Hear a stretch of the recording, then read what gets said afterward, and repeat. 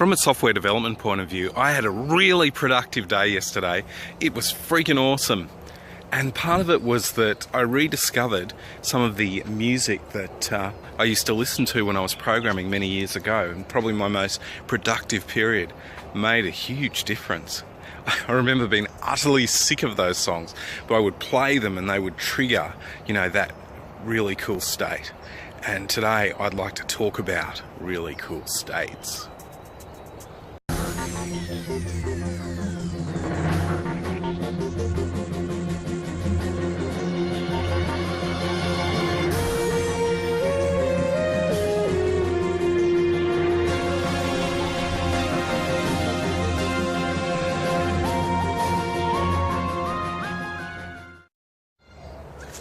Hi, my name's Julian Biddle, and I'd like to talk to you about states. Now, what do I mean by state? By state, I'm referring to a certain emotional, even physical and mental state that enables certain sorts of behaviour. I find that particularly with intellectual pursuits such as computer programming, state is vital.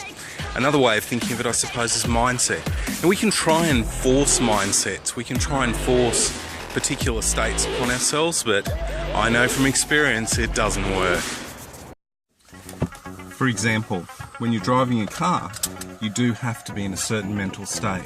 I know that my state when I'm driving in a car is probably not always the best and most conducive to safe driving.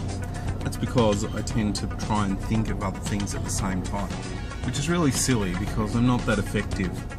But that is true, that if you are in an environment where you don't have to think as much, sometimes that's the best place for thinking. A very good example for me is being in the shower.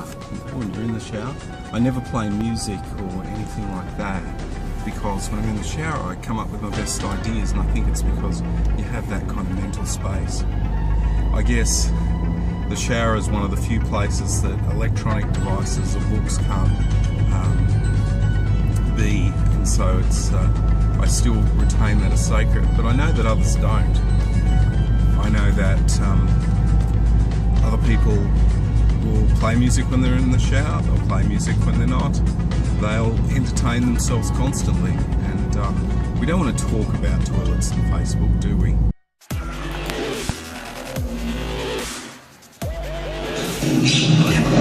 Hey! Where's Adam? Oh, it's in the back. It was... Oh my god. He's gonna be so cold.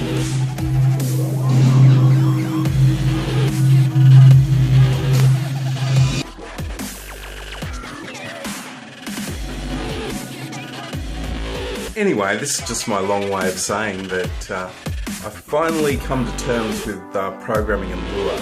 A programming language I first thought was just a scripting language, but it's actually used a lot in games programming. I can do really cool stuff with it. So it's taken me a while, but I've done it.